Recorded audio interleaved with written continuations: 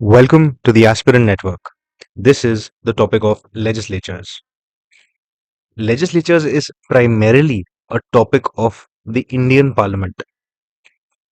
अगर हम previous questions को भी देखेंगे हमको मालूम पड़ेगा कि मोस्ट क्वेश्चंस पार्लियामेंट से ही आते हैं but I am talking about the parliament specifically यहाँ पे हम पढ़ रहे हैं लेजिस्लेचर्स और ऐसा नहीं है कि सिर्फ पार्लियामेंट से क्वेश्चंस आते हैं अभी लेजिस्लेचर जो है एक ऑर्गन है गवर्नमेंट का गवर्नमेंट के तीन ऑर्गन्स होते हैं एक हमारे पास आता है एग्जीक्यूटिव एक आता है जुडिशरी और तीसरा होता है लेजिस्लेचर्स अभी लेजिस्लेचर्स में एक यूनियन लेवल पे होता है जिसको हम पार्लियामेंट कहते हैं और एक हमारे पास स्टेट लेवल पे होता है जो बेसिकली स्टेट लेजिस्लेटिव असेंबली और स्टेट लेजिस्लेटिव काउंसिल होते हैं now in this what we basically have to understand is that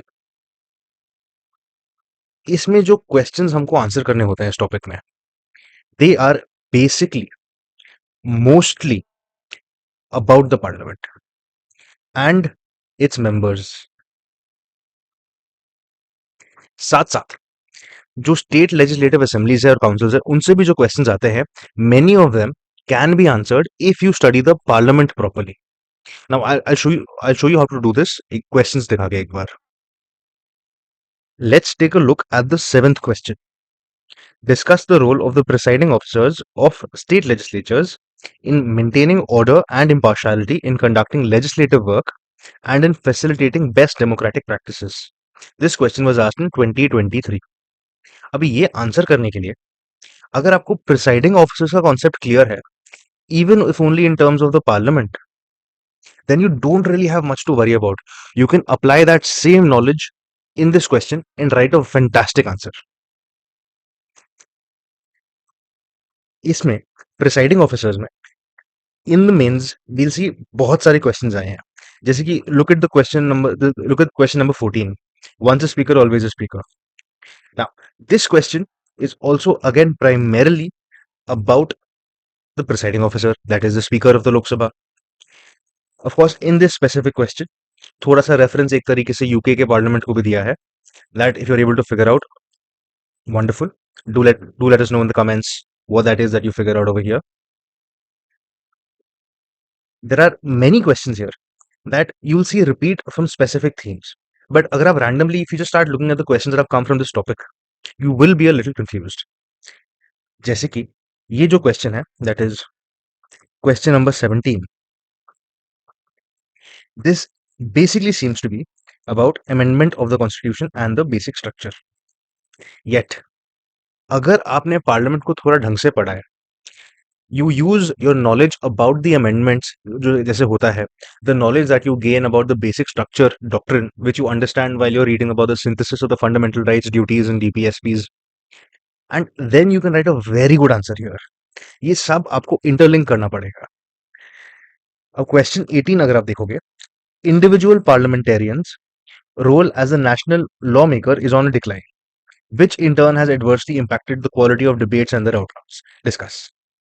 Again, now this question is something entirely different. This question basically needs you to not only look at the individual but also look at debates and outcomes. मतलब एक तरीके से आपको parliament की efficiency के बारे में लिखना है आपको डिबेट्स जो हो रहे हैं उनके बारे में जो भी डेटा मिलेगा उसके बारे में लिखना है so you need separate facts about that as well which is why just looking at the PYQs is not enough. We'll have to analyze this and then come to a strategy. So this is why we will figure out the best possible way that you can cover your legislatures in terms of the most organic flow possible ताकि आपको कभी भी दिक्कत नहीं होगी ये समझने में. Like I said, एक हमारे पास है पार्लियामेंट यूनियन लेवल पे एंड देन स्टेट लेवल पे we have state legislative assemblies and councils. So इसको हमको जब पढ़ना है we should be very crystal clear about what to study where because इन दोनों के बीच में there is a lot of overlap. Like the first question I showed you about the presiding officers of the state legislature जब उनके ऊपर question आया था आप पार्लियामेंट का नॉलेज यूज करके ये क्वेश्चन आंसर कर सकते थे. So there is no point in studying this as two separate entities. हमको पहले इनके बारे में इंडिविजुअली थोड़े फैक्ट्स पढ़ने चाहिए then we should read basically what is common and then what is different. So what this translates to is basically first you read about the union legislature itself. उसके constitutional provisions क्या है, what is the membership like, composition क्या है। Then you go to the state legislatures, and यहाँ पे भी हम same चीज देखेंगे कि कॉन्स्टिट्यूशनल प्रोविजंस क्या है, मेंबरशिप कैसे है, कॉम्पोजिशन क्या है। इसके बाद everything we read, we have to read from the lens of is it similar or is it different. So for example, if you're reading about presiding officers, you have to think इसमें same क्या है और different क्या है। जैसे कि जैसे लोकसभा में स्पीकर के पास पावर्स है, वैसे ही स्टेट लेजिस्लेचर्स में, स्टेट लेजिस्लेटिव असेंबली में उनके स्पीकर के पास ही वैसे ही सिमिलर पावर्स होते हैं।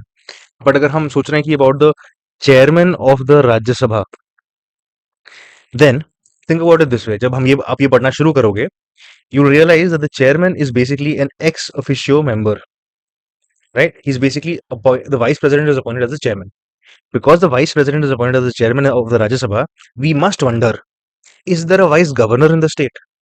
If there is no vice governor, then it is not possible that एक equivalent post है, मतलब जो स्टेट लेजिस्लेटिव काउंसिल है, जो राज्यसभा का एक तरीके से इक्विवेलेंट है स्टेट्स में, उनका चेयरमैन का जो सिलेक्शन है वो थोड़ा अलग होता होगा, and that difference is what we must study. वैसे ही we have to cover every single thing over here, whether it be the anti defection law, whether it be the sessions जो होते हैं उसमें जो डिवाइसेस होते हैं, जो लेजिस्लेटिव प्रोसीजर्स होते हैं, जो बिल्स होते हैं, मनी बिल, फाइनेंस बिल, इन सब के जो पावर्स होते हैं, प्रिविलेजेस के बारे में, डिसिप्लिन के बारे में, एथिक्स के बारे में, एंड ये सब करके we should come to one specific one pager of notes, and these notes of yours should basically tell you एक ही पेज में दैट व्हाट आर और what things are different at the state level. Once you have done this, you are done with most of legislatures, because you will have understood parliament, you will have understood the state legislature, and you would have understood the difference and commonalities between them. So after this, now that you're done with the core of this topic, you need to also understand the other related things, which basically mean that you have to learn about the elections themselves. देखो, आपने अभी तक ये पढ़ लिया होगा कि house क्या होती है, कैसे बनती है। आपने ये पढ़ा होगा कि मेंबर्स कौन है, मे बी उनकी एलिजिबिलिटी क्या होती है, एंड ये सब पढ़ने के बाद एक और चीज बचती है, विच इज ये मेंबर्स आते कहाँ से है, आते कैसे हैं, वही तो है हमारा इलेक्शंस, और यहाँ से क्वेश्चंस आते हैं, and this is the best place to cover it once you understood the parliament and the state legislatures. So इसको भी हमको डिवाइड करके पढ़ना चाहिए, कि पहले तो हमको ये समझना चाहिए कि रिप्रेजेंटेशन कैसे होता है।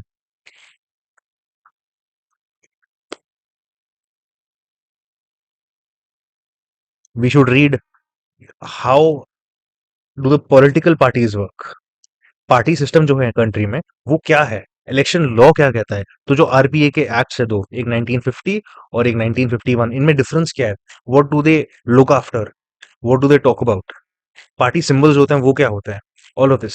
साथ साथ ऑफ कोर्स जो करंट अफेयर्स में, कंटेम्प्रेरी अफेयर्स में आ रहा है, जैसे कि जो स्पेशल इंटेंसिव रिवीजन जो चल रहा है, वो हमको पढ़ना चाहिए। ऐसे ऐसा जब आप पढ़ रहे हो आपको ये मालूम पड़ेगा कि there are other types of revision as well, so what are they, summary revision क्या होता है, इंटेंसिव रिविजन क्या होता है, and how is that different from a special intensive revision, क्या ये कॉन्स्टिट्यूशनली मैंडेटेड है, ऐसी चीजें। ये सब करने के बाद यू आर मोर और less fully finished with this entire topic. All that is left is one single main specific thing. If you remember that question that I showed you, which required you knowing about the efficiency, about issues, about reforms, जो एक individual parliamentarian के बारे में जो question आया था, इनके लिए हमको अलग से एक बार डेटा देख लेना चाहिए। Now this data, once you have it, it basically interlinks everything that you have studied so far. If you follow this simple pedagogy, ये पढ़ने का तरीका आप जहां से भी पढ़ोगे, whether you're following a teacher, that is great, you can do that. Whether you're reading from some specific textbook like Lakshmikant or something else, perfectly fine, कर सकते हो आप। All you have to ensure is आप एक structure में उसको पढ़ो, that's it. एक बार ये स्ट्रक्चर आपने पढ़ लिया, then you're completely sorted, you will not have to worry about any single question.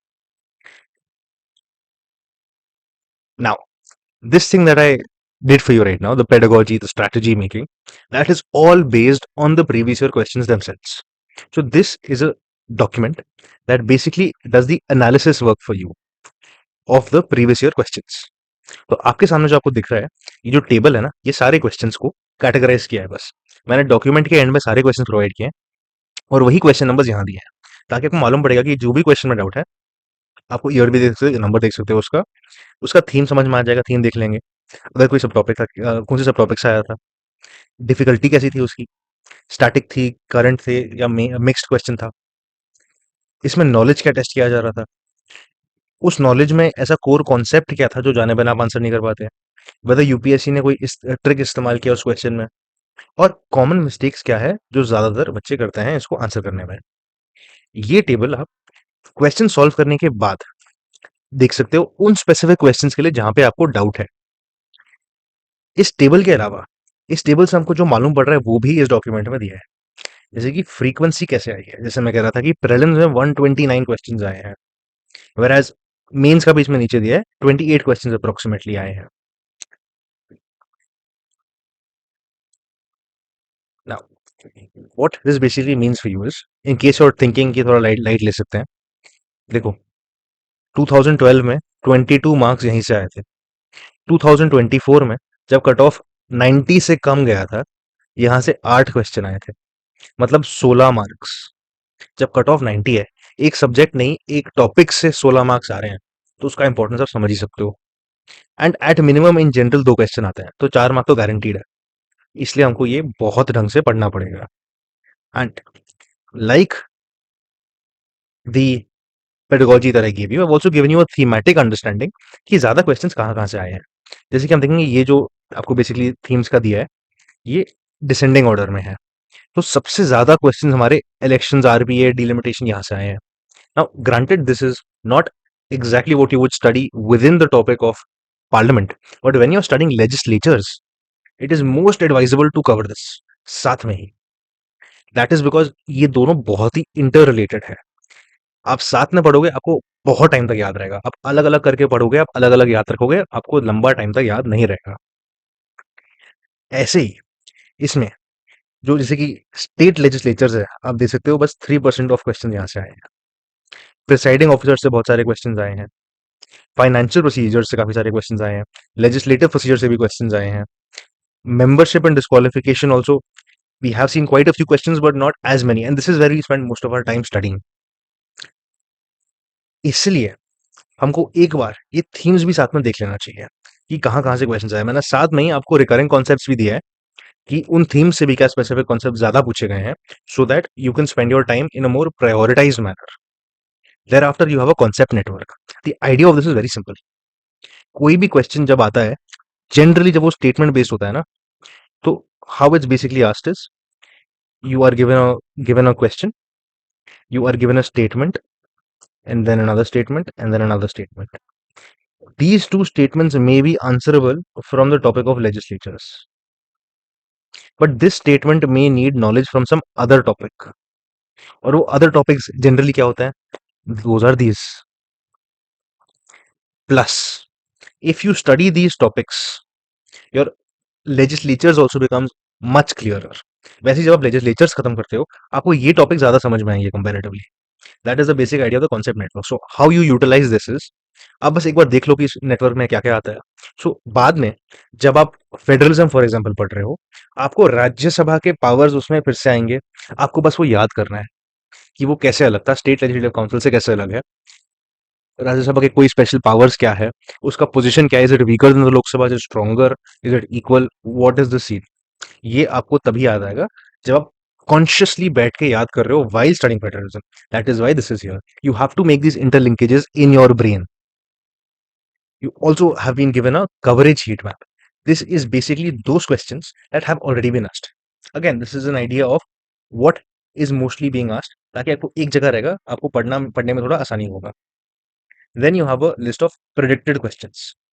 The idea of this is, in case something has been asked multiple times over the last 30 odd years, but has not been asked much in the last 5 years or so, it is considered overdue। So the likelihood of it coming in a subsequent exam is a little bit higher। Plus, it also includes those concepts जिनके बारे में related चीजें पूछे गए हैं। So it is likely that they'll ask a question from here। This does not mean that questions यहीं से आएंगे, but it does mean that यहाँ से क्वेश्चंस आ सकते हैं। सो how you treat this is basically a revision checklist. After you're done studying this topic, you should come back here and see if you can make sense of the things I've written here, especially those that are in high probability or medium probability. बस इतना कर लेंगे हम तो we're very sorted. Mains के लिए भी ऐसे ही सिमिलर थीम्स दिए गए हैं and you'll also see that इसके themes are not that different from prelims. काफी सिमिलर चीजें ही हैं. The only difference is issues and reforms is something that gets added over here. वहां से क्वेश्चन ज्यादा आते हैं. इसके बाद ये topic is also very useful in value addition and I've listed out the places where you can use it. And this is not an exhaustive list. इसके अलावा भी बहुत सारी जगह होंगे जहां पे आप यूज कर सकते हो, बट ये भी हमको दिमाग में रखने के लिए एक जगह दी है. एंड इसके बाद you'll have your prelims के all the questions listed here in a test format so that you can attempt it. And उसके नीचे मेंस के क्वेश्चंस भी होंगे. आंसर की भी यहीं पे प्रोवाइडेड है, so you don't have to move out of the document at all. एक ही जगह सब कुछ अवेलेबल रहेगा. अगर ये डॉक्यूमेंट आपको चाहिए, you can download it from at the aspirant network. ये टेलीग्राम चैनल है. टेलीग्राम चैनल का लिंक मैं डिस्क्रिप्शन में भी दे दूंगा. All the very best and I will see you in the next one.